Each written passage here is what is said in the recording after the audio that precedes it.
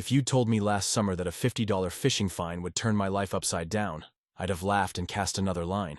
But that's exactly how this story begins. With a perfect June morning, a quiet lake, and a rule that didn't exist until someone decided it should. I'd been running my small fishing guide business from this lakeside cabin for 2 years, teaching kids to cast and helping weekend warriors land their first base. Nothing fancy, just honest work, the kind that makes you feel like you belong somewhere. The lake was my sanctuary, a place where the only drama should have been whether the fish were biting. That morning, the air was crisp with pine and possibility.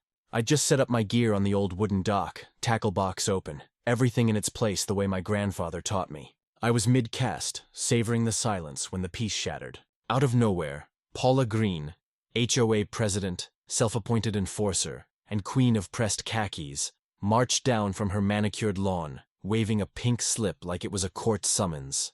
Behind her, Victor trailed with a clipboard, looking like he'd rather be anywhere else. Paula didn't waste time. She pointed to a brand new teal sign that hadn't been there yesterday. No barbed hooks, catch and release only. Community standards. She said aesthetic integrity, like it was a sacred law, not a phrase she'd invented over her morning coffee. I glanced at my lure, micro-barbed, the same kind I'd used for years without a problem. Suddenly, I was a criminal in my own backyard. The sign gleamed, untouched by weather or time.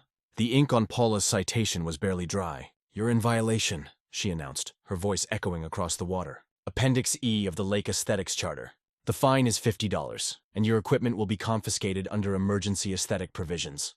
I almost laughed. Emergency aesthetic provisions? I'd read every HOA document when I bought this place. There was no such thing.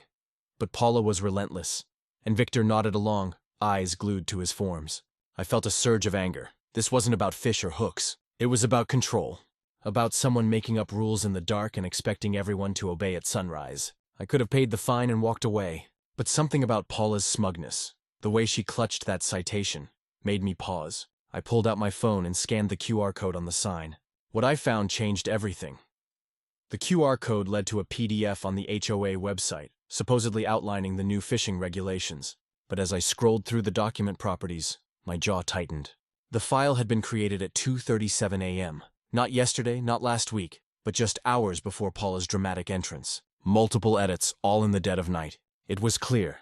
These weren't long-standing community rules. They were midnight inventions, rushed online before anyone could notice. I took screenshots of everything. Timestamps, edits, the suspiciously fresh sign. Paula stood there, tapping her foot, expecting me to hand over my rod and pay up. Instead, I looked her in the eye and said, "I need to think about this." The flicker of irritation on her face was almost worth the hassle. She gave me 24 hours to comply, threatening further enforcement if I didn't. As she and Victor retreated, I realized this wasn't just about fishing. It was about whether someone could rewrite the rules while everyone else slept. That afternoon, I dove into the HOA website, digging through every policy, every update. The pattern was unmistakable. Emergency parking restrictions at 1:42 a.m., landscaping guidelines at 3:15, pool rules at 2:58. Paula had been running a midnight legislation factory, churning out new rules when the rest of us were dreaming.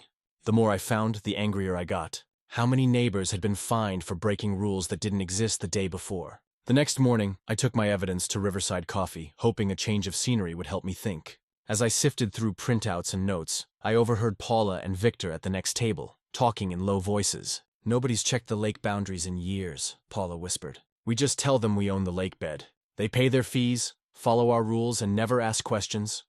Victor chuckled. "Perception of authority is just as good as the real thing."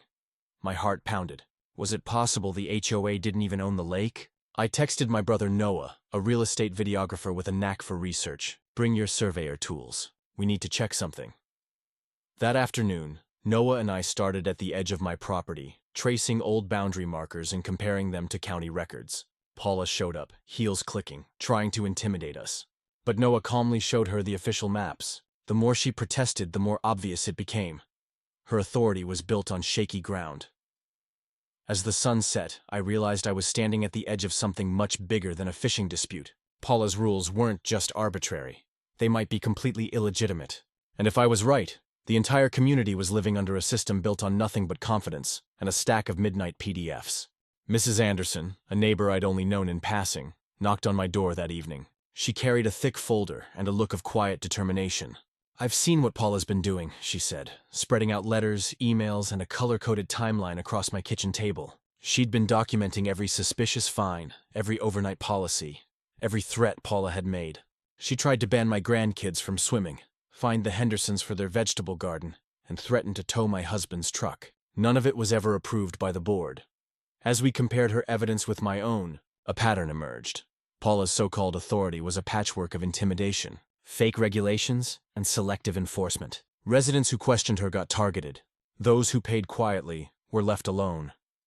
Mrs. Anderson's hands trembled as she recounted how most people just paid the fines to avoid trouble. "But you stood up to her," she said, her voice steadying. "Maybe now we can do something." The next day, I received a certified letter from a law firm, Paula's latest move. It accused me of harassment, disruption, and tortious interference with HOA governance. She delivered it herself, reading the threats aloud in front of my cabin, neighbors watching from their porches. The message was clear: back down or face legal hell. But instead of fear, I felt a surge of resolve. I called Lena Shaw, the real estate attorney who'd helped me buy the cabin. She read the letter, then burst out laughing. "This is pure theater," she said. "You can't be sued for asking questions. Paula's bluffing." While Lena prepared a response, Mrs. Anderson was busy. She went door to door, sharing her documentation and my findings. What she discovered was stunning. Nearly everyone had a story about Paula's overreach, but nobody had realized how systematic it was. Within days, Mrs. Anderson had gathered dozens of signatures for a petition demanding transparency and a halt to all new fines. Paula retaliated fast. Suddenly, petition signers were hit with new violations: parking, lawn height, mailbox colors. But instead of scaring people, it united them. Mrs. Anderson documented every retaliatory citation, building a real-time record of Paula's abuse. The community, once isolated and intimidated, was now organizing. People who'd never spoken at meetings were showing up, demanding answers. Lena's research uncovered something even bigger. The HOA's claim to the lake was based on a decades-old assumption, not a clear deed. The original quarry company had never properly transferred the lakebed. Some properties, including mine, had water rights buried in their deeds.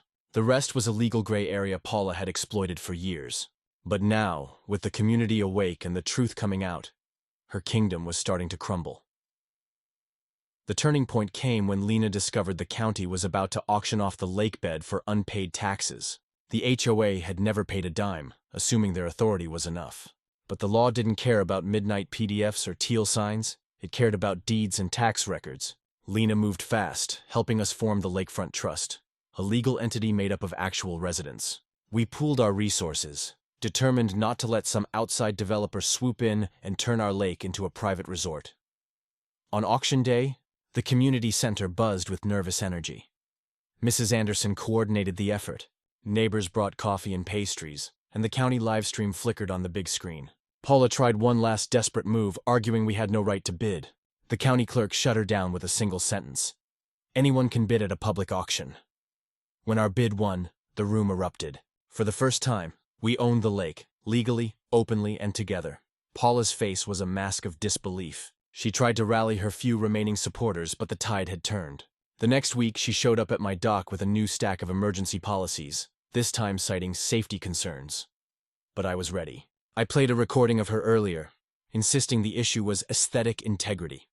The contradiction was obvious, and the crowd that had gathered saw right through it. Mrs. Anderson stepped forward, waving a stack of financial records. She'd uncovered that Paula had been using HOA funds for personal landscaping, overpriced contracts with relatives, and legal fees for her own disputes. The community demanded answers. Paula tried to claim confidentiality, but the law and the crowd were against her. The vote to remove her as president was nearly unanimous. She packed up her files and left, her authority finally gone. In her place, we elected a new board, one committed to transparency and actual community input. With the lake now truly ours, we set up a simple permission ledger.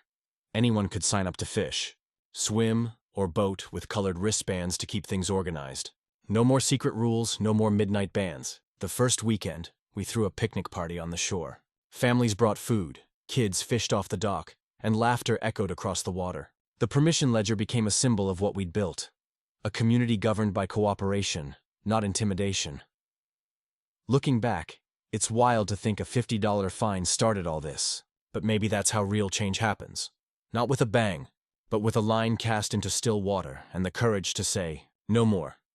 If you've ever faced rules that didn't make sense, or authority that felt more like a threat than a service, know this: you're not alone. Sometimes the best way to fight back is to stand together, by the lake, and throw a party for everyone who was ever told no. Drop your thoughts in the comments, and if you enjoyed this story, hit like and subscribe. Until next time, may your lake stay peaceful and your neighbors stay honest.